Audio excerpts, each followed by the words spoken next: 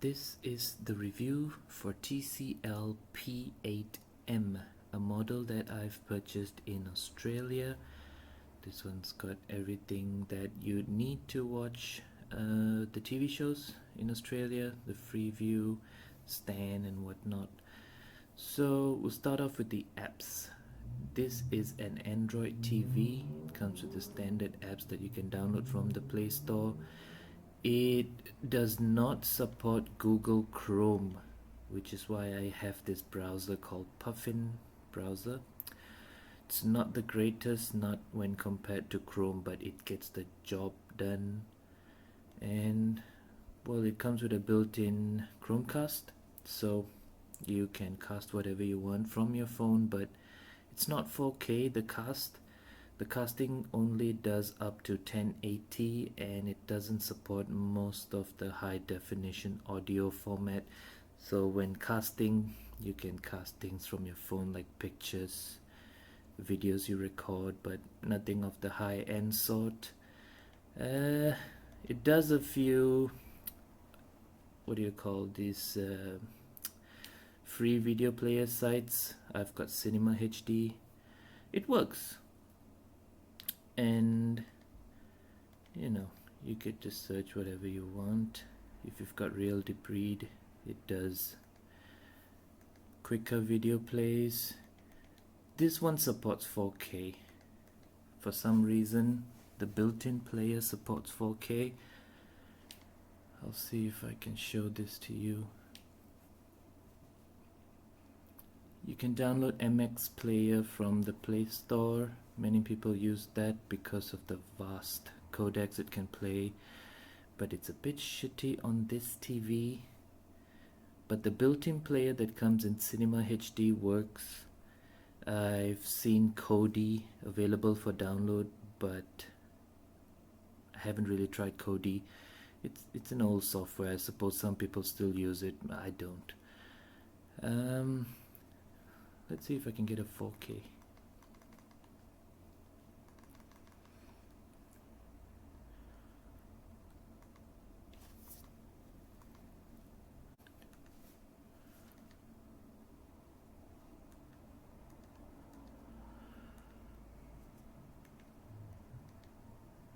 Anyway, we'll move on.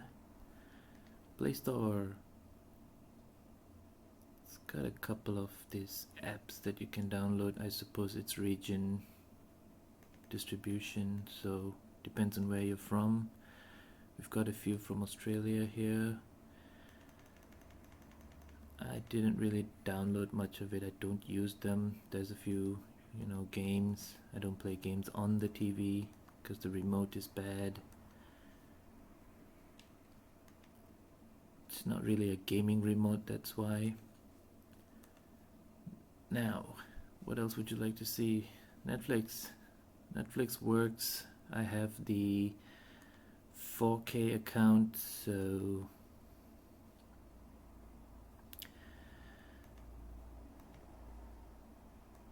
let's try something 4K.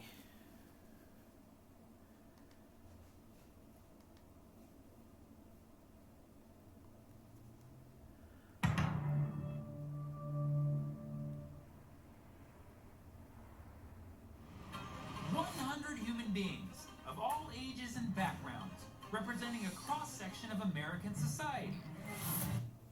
Okay, so that's a 4K. Let's try a HDR version.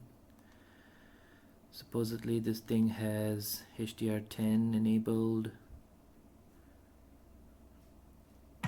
You'll see on the top left there it says HDR10. When it detects that video, where do you want to start? It works. It works. It plays. Crazy beginning. Occasionally you'd see the video come first and the audio later, or audio first and video later, but it's just a small price to pay for a cheap device that you've purchased. So if you're not particularly worried about that, it's okay. And being an Android TV, I get to install my apps like I said earlier. So I've got a Smart YouTube APK that I downloaded and sideloaded from USB. This is an APK for YouTube that blocks ads. For those who don't want to pay for their monthly service, if you're cheap like that, cheap like me, you can do this. Let's test this 4K video here.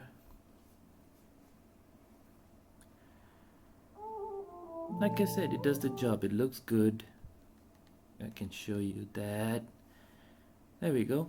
3840 times 2160 at 60 frames per second. Now this is that type of application where you can manually choose what type of video you want.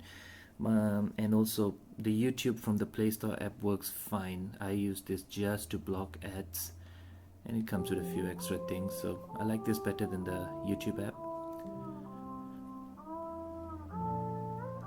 Okay, that works. What else? The TV sound. It's loud.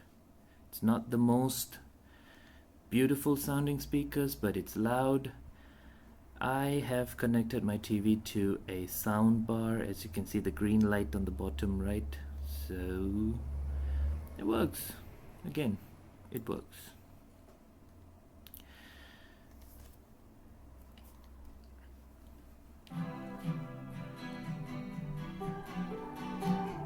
You can minimize the Spotify, let it play in the background. It's cool because it's an Android TV. But, yeah. All I have to say for this TV is that it works. That's it.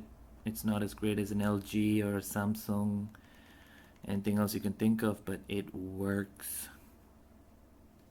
If you're looking for a cheap TV, comes with 2 remote control, one long one, has all the buttons on it, one small remote that is Bluetooth, and it just does the basic media controls.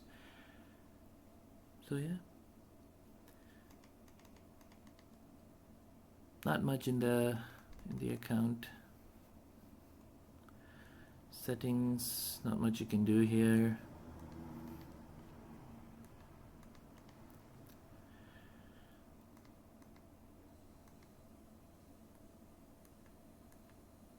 The end.